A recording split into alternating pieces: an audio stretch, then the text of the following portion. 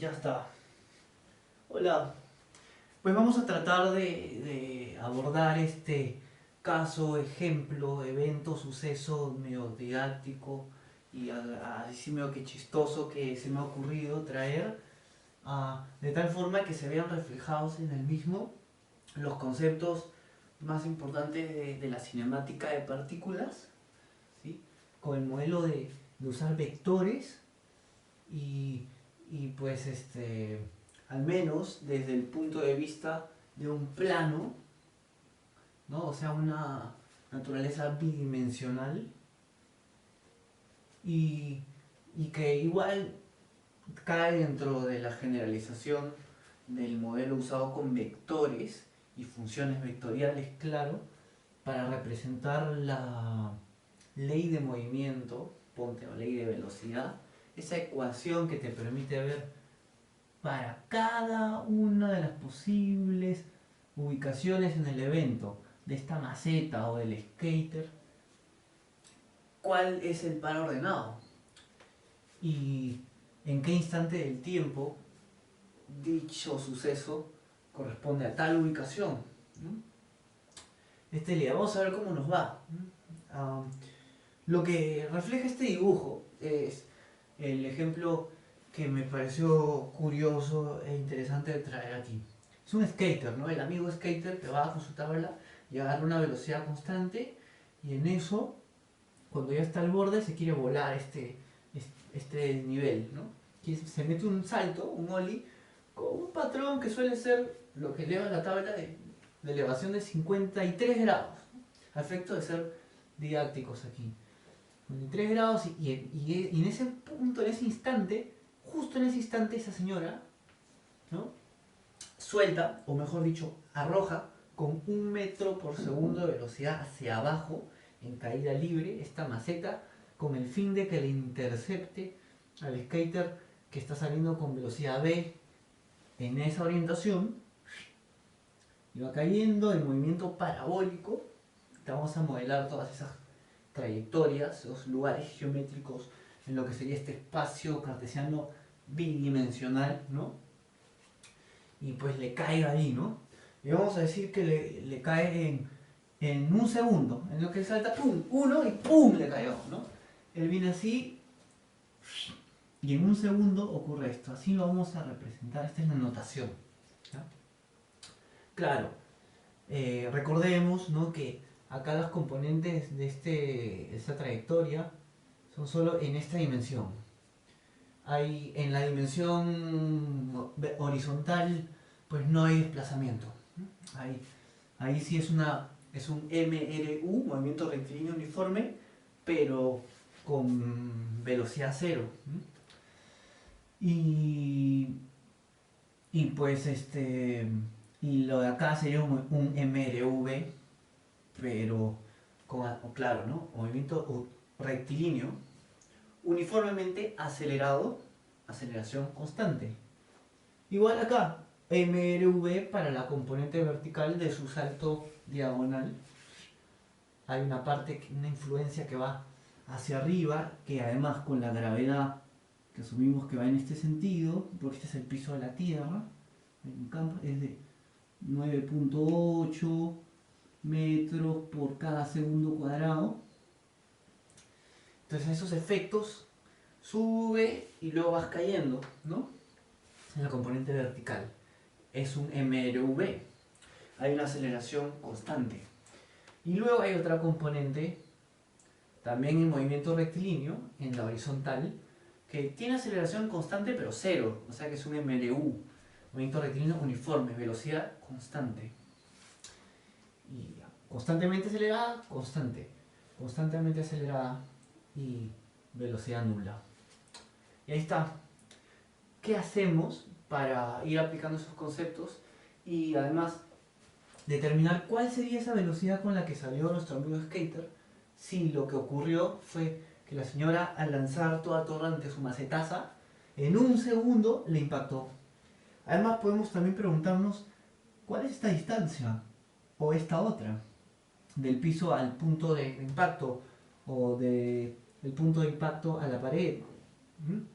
También podemos preguntarnos ¿Cuál fue la velocidad? Obvio. ¿Cuál es la velocidad con la que esto impacta? Así para objetivos posteriores, como que no cinemática, sino energía. Saber con esa velocidad a qué energía cinética y mecánica también por la potencial impacta. Y la energía del chico también. Podemos preguntarnos sobre la velocidad aquí del skater cuando está cayendo. Y todas esas cosas, ¿no? Vamos a contemplar todo lo que podamos, a ver. Claro, pues, ¿no? Porque la velocidad con la que impacta aquí,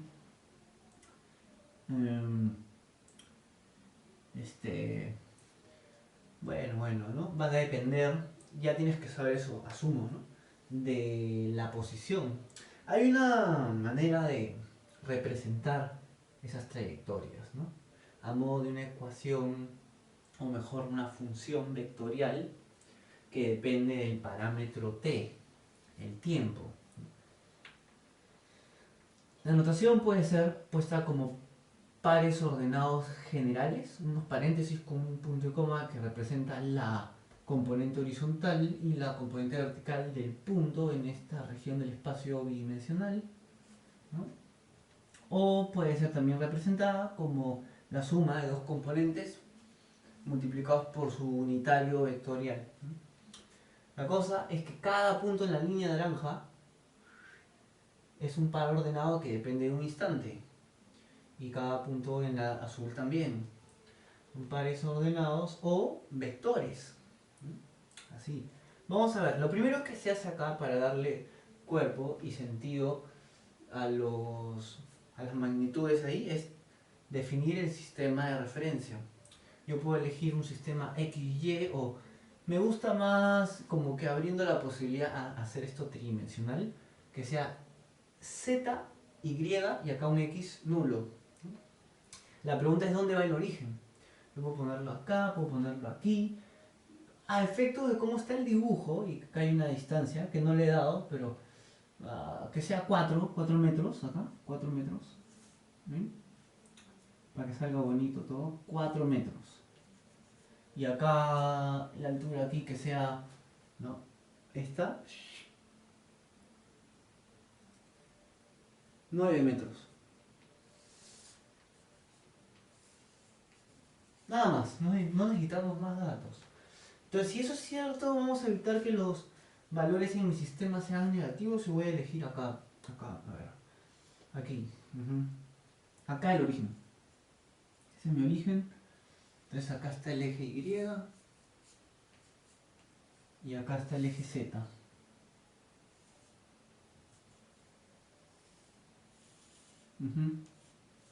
Bueno, así es. Con eso ya podemos usar el lenguaje, ¿no? El que yo voy a usar, como dije antes, es pues primero esta trayectoria naranja la voy a llamar la trayectoria del skater. Es un lugar geométrico S, en donde están todos los puntos desde el instante t igual 0, que es acá, en ahí está t igual 0. Cuando es t igual 0, pues tienes 0 en Y y 4 en Z. 0,4 en t igual 0. Recuerda, cada punto de la trayectoria está parametrizado en el parámetro t, depende de t. Yo voy a elegir un vector que a modo de función tiene a cada una de sus dos componentes dependiendo de t. Igual acá, en esa trayectoria que le llamo la trayectoria de la maceta, es otro lugar geométrico, un conjunto de puntos donde cada punto desde acá, que es cuando empezó el evento, acá en t igual 0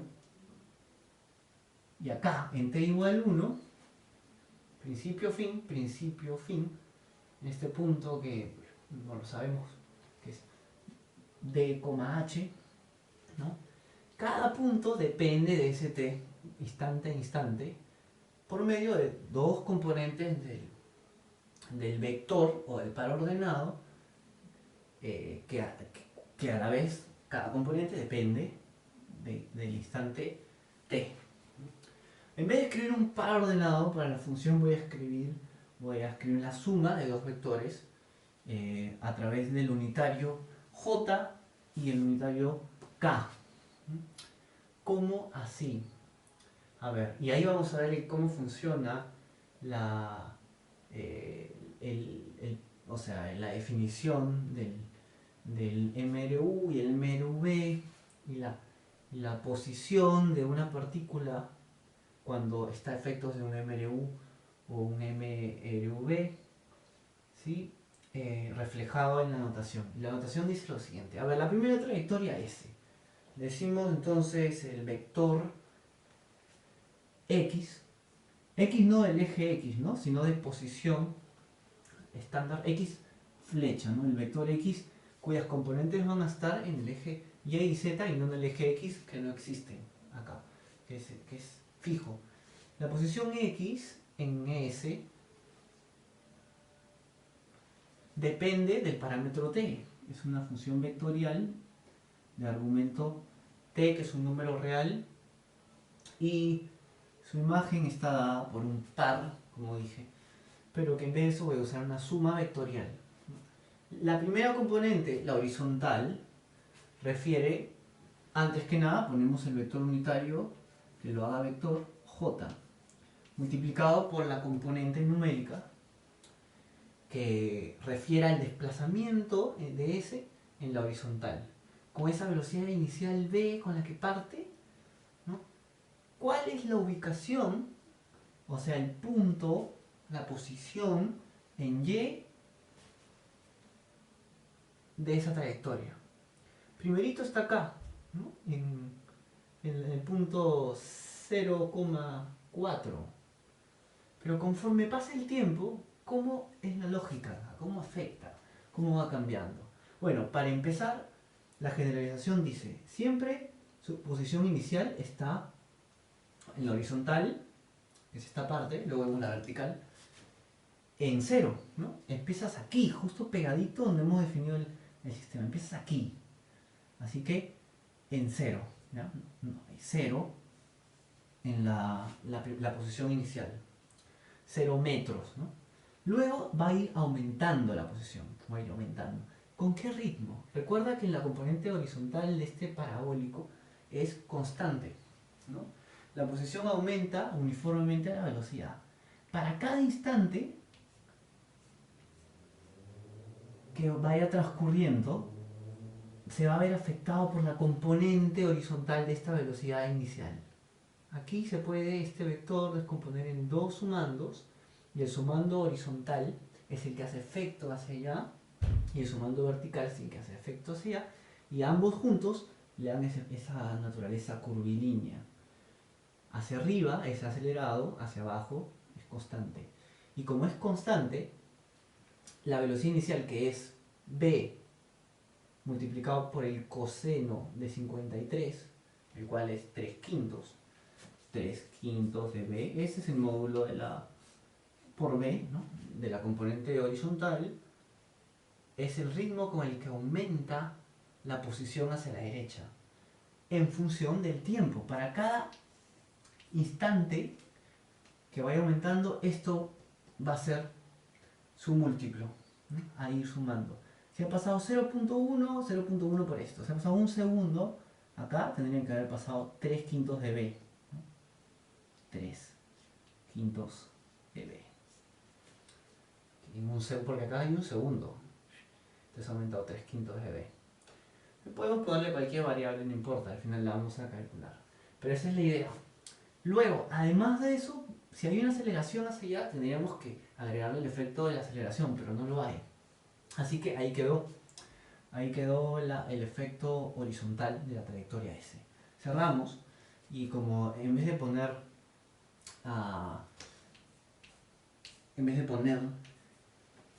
xs vector dependiendo de t igual a un par ordenado con primera componente y segunda, así como un punto y coma, un punto en el plano para cada t, en vez de eso hemos elegido colocar los vectores unitarios, seguimos con eso, ¿no?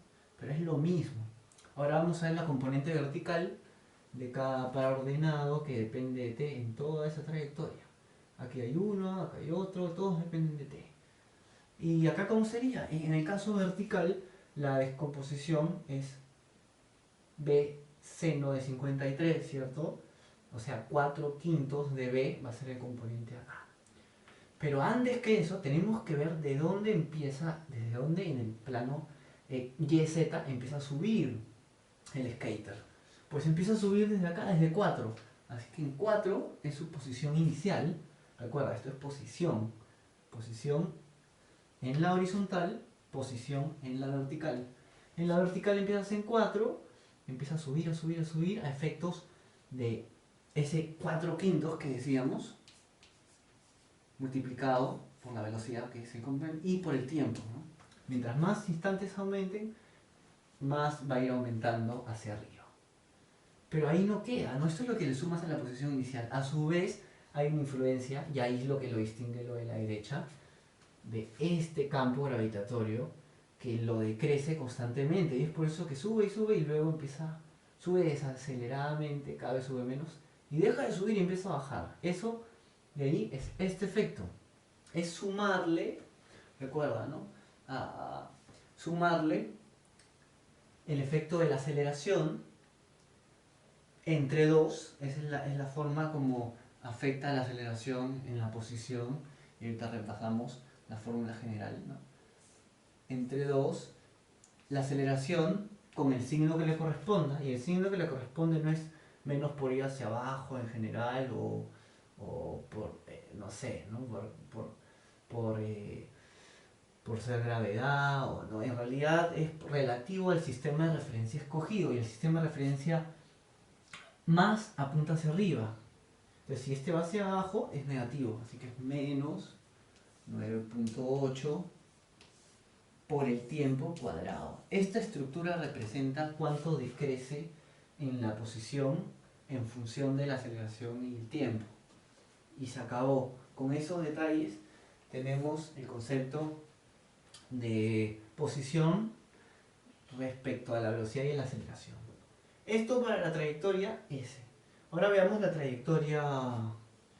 Voy a ir invirtiendo colores, ¿no? Esta en azul y ahora esta que es esta azul acá la voy a escribir en naranja, XM.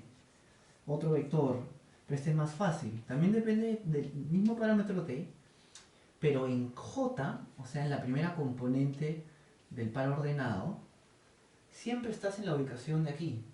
Siempre eres 3/5 de B. Recuerda, 3/5 de B, si quieres pones una variable aparte, porque en un segundo, acá, en un segundo, aumentas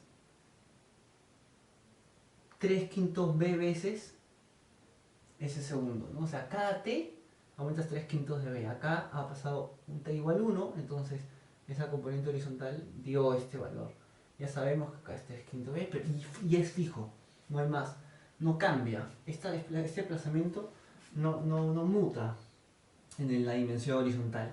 En cambio, en la componente vertical de cada uno de estos puntos, representada por K, por lo que venga, sí hay cambios, ¿no? Primero está arriba, arriba, arriba, a 9 metros, o sea, en Z igual 9. La posición inicial es 9. Y luego hay que ir sumándole los efectos de ¿qué? De esta velocidad, que a diferencia de estas otras, que iban a favor de los ejes y por tanto eran positivas siempre, positivas, la velocidad es, ¿no? Positiva. Y la aceleración negativa, ¿no? Acá sí es negativa porque va contraria al eje positivo elegido, ¿no? De modo que este -1, que en vez de b, bueno, el 1 metro por segundo es negativo, o sea, le sumas una velocidad negativa. Siempre es más, siempre. Recuerda eso, ¿no? Pero el signo lo determina la relación relativa entre los vectores dados y el sistema de referencia que tú eliges. Eso es lo único que te va a garantizar que no hayan ahí errores ni ningún tipo de incongruencia entre tus sentidos en el modelo. Y a -1 dije, ¿por qué aporté? Va a ir esta velocidad restando, ¿no?, a la posición que es 9, tanto como el tiempo transcurra, así proporcionalmente, uniformemente. Luego, Además de eso está el efecto de la gravedad, que también, en el mismo sentido que esto, va a ir yendo en contra. Y bajo la misma estructura que el caso anterior, es un MRV. Este es un MRV, este es un MRV. La posición para un MRV. Esto podría ser escrito como X, S, Z, ¿no? Y esto como un MRU y esto como un MRU. Solo que bueno, ya, un MRU acá con velocidad igual 0. Solo tienes una posición 3/5 de b. Y pues acá, que decíamos, t al cuadrado. Y se acabó. Desde ahí ya está el planteo. ¿Dónde está la tiza? Sacamos otra. Ahí está. Y con el planteo, ¿qué es lo que, qué es lo que aplicamos? Ah, pues el razonamiento es este. Recuerda, este impacto ocurre en el segundo 1.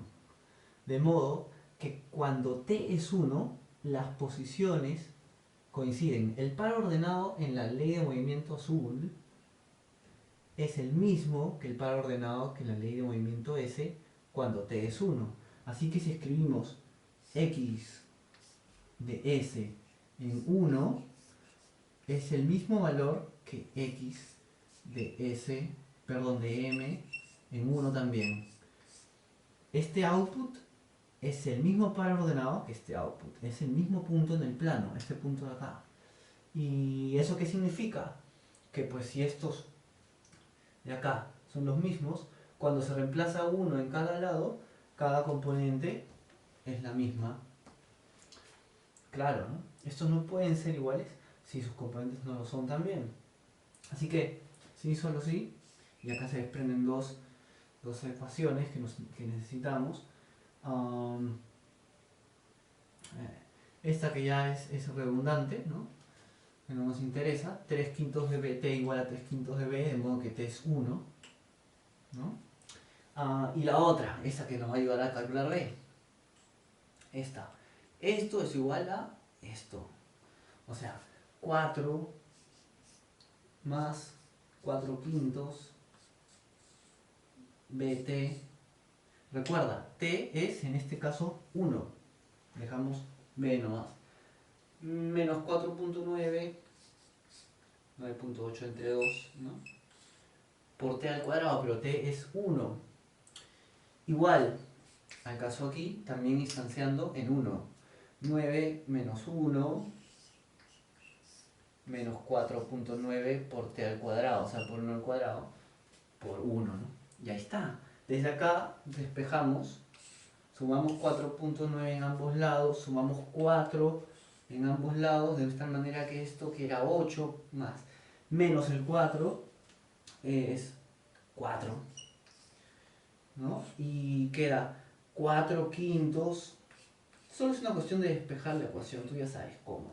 Igual a 4, si, solo si, b, que es la velocidad ahí, es 5, ¿no?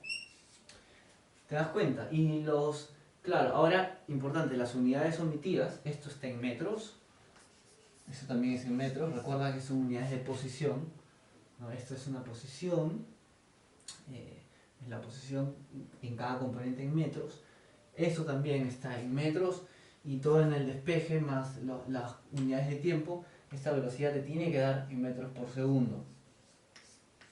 Esto que está aquí está en metros por segundo y es 5 metros por segundo. El skater partió saltando con 5 metros por segundo en esta orientación. 5 metros por segundo. Se descompuso, acá 4 metros por segundo, 3 metros por segundo y ahora 1 metro por segundo aquí. ¿Qué más nos podemos preguntar? ¿Qué más nos podemos preguntar? A ver. Ah, claro, esta distancia. Si ya sabemos cuánto es b, ¿a qué distancia de la pared impactó? 3/5 de b, 3/5 de 5. Una distancia de 3 metros. Claro, reemplázalo. 3 metros. ¿Y a qué altura del piso? Pues esta altura es la componente vertical de este punto, ¿no? Entonces es cuestión de reemplazar en cualquiera de las dos leyes de movimiento, la componente vertical, acá, en K o aquí en este otro K.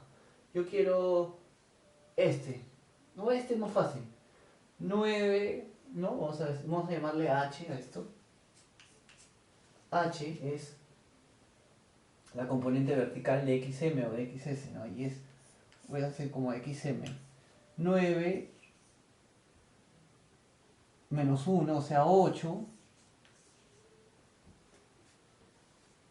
más menos 4.9, o sea 3.1 metros. Eso es H, ¿no? Esta altura, a 3.1 metros de altura. Antes de que llegue al piso, en el aire le ha caído. ¡Pah! Y ha rebotado, ¿no? Sí. Recuerda, este punto es H, es 3 quintos de B, o sea 3, H, ¿no? Y H es 3.1, entonces 3.1 metros, ¿no? No quiero que te olvides, ¿no? Que en la cinemática la lógica detrás de todo esto, y esto viene para el análisis que se sigue, es que para casos unidimensionales, donde no solo como vector, en una línea donde hay aceleración, acuérdate, la posición tésima en un desplazamiento como así, en X, póngase, parámetro T, y hay una velocidad B, y hay una aceleración A. Muy bien.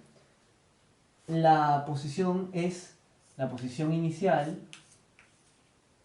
donde sea que se encuentre la partícula, sumada con la razón de cambio que ejerce la velocidad en el tiempo, sumada con la razón de cambio que ejerce la aceleración en el tiempo. Siempre más. El signo se va a ver afectado dependiendo del sistema de referencia elegido y su relación relativa a dicho sistema.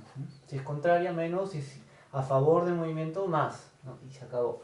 Entonces, desde acá, recordemos un poco, sin necesidad de ver todas las fórmulas cinemáticas, cómo es que se concluye ahora la ley de la velocidad. No solo esta ecuación que te permite ver cualquier punto en la ubicación del plano cartesiano, sino cualquier velocidad para cualquier punto.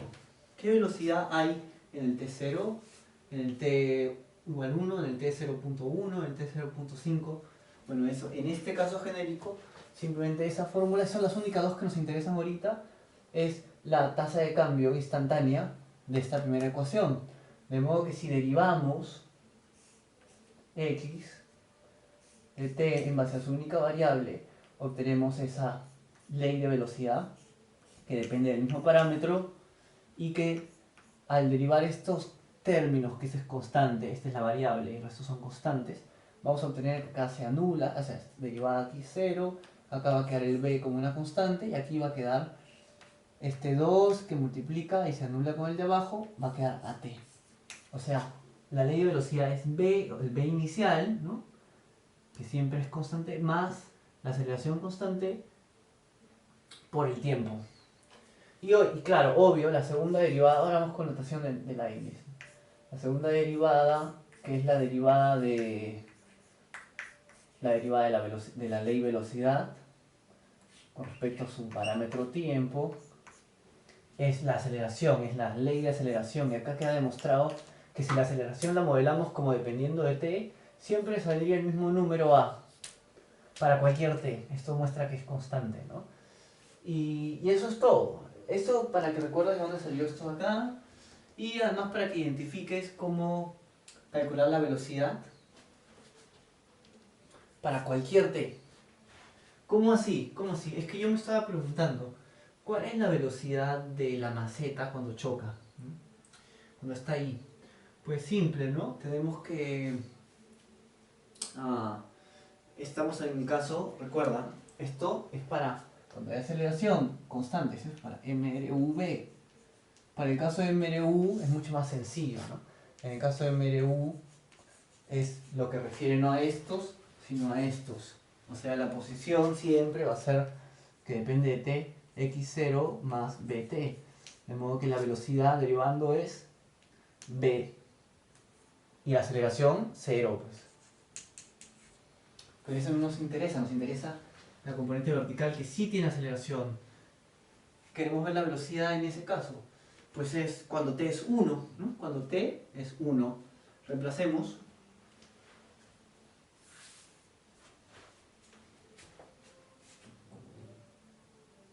¿Cuál es la ley de movimiento ahí? Esta. Esta componente es prescindible porque no hay efecto acá en horizontal, nos interesa la componente vertical. Vamos a decir x de la maceta en el eje z es igual a, ya lo hemos dicho, 9 menos t menos 4.9 t cuadrado, y si recordamos de dónde salió esto, es menos t menos 9.8 t, ¿no? Perdón, menos 1, el coeficiente. O sea, la velocidad inicial, que era 1, pero negativa, hacia abajo, contraria al sentido, menos 9.8, que es la aceleración, por el tiempo.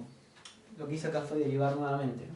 Esta es la velocidad, esta no es la ecuación en posición, esta es la velocidad de la maceta en el eje z. Y esto, para el tiempo igual 1, el instante igual 1, ¿qué velocidad acumuló esta flecha acá? ¿Cuánto creció? Pues tanto como esto le afectó la velocidad de la maceta en la componente z, ¿no? O sea, la componente vertical, para un t igual 1 es menos 1 menos 9.8 por 1. Esto es 9.8 restado con 1 es menos 10.8. O sea, con casi 11 metros por segundo es que ha estado cayendo esto luego de 9 menos 3.1, 6.9, perdón, 6.9, ¿no? 5.9 metros.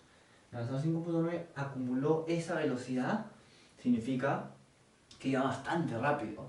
Y la energía que va a haber acumulada, la energía cinética, la energía es alta, ¿no? Le ha hecho daño a esta señora, a este tipo. Y ¿qué más? ¿Qué más? ¿Qué más? La aceleración, pues sería 9.8, obviamente. Y, o sea, de la maceta, ¿no? La única que hay. La ley de velocidad del skater. Eso parece la última pregunta relevante aquí. Ya tenemos las posiciones, ya no hace falta repasar nada aquí, como las hallamos en el planteo, ¿no? Las posiciones, este punto 3,3.1, esta velocidad inicial y eso, ¿no? Pero la velocidad acá final, o sea, de esta velocidad tangencial a la curva, así, con una aceleración para abajo, que es la aceleración de la gravedad, tiene dos componentes también, ¿no? Esta velocidad final del skater, pues tiene dos componentes. Una que se desprende del uniformemente variado, que va a ser siempre 3 quintos de v, siempre. O sea, esta velocidad final, aquí, del skater, tiene una componente horizontal siempre 3 quintos de v, o sea, 3, v era 5, ¿no? 3 metros por segundo, siempre. Y una vertical hacia abajo, que es la que acumula con la gravedad y que es la que depende de su ley de velocidad en el instante 1. Esto, ¿no? Recuerda. Vamos a ver, pero para el skater, esta sería la velocidad del skater en el eje Z y que Y, ¿no? La componente vertical que depende de la vertical inicial, que es 4, ¿no? Recuerda, es 5. La componente acá es 4 metros por segundo. 4, pero afectada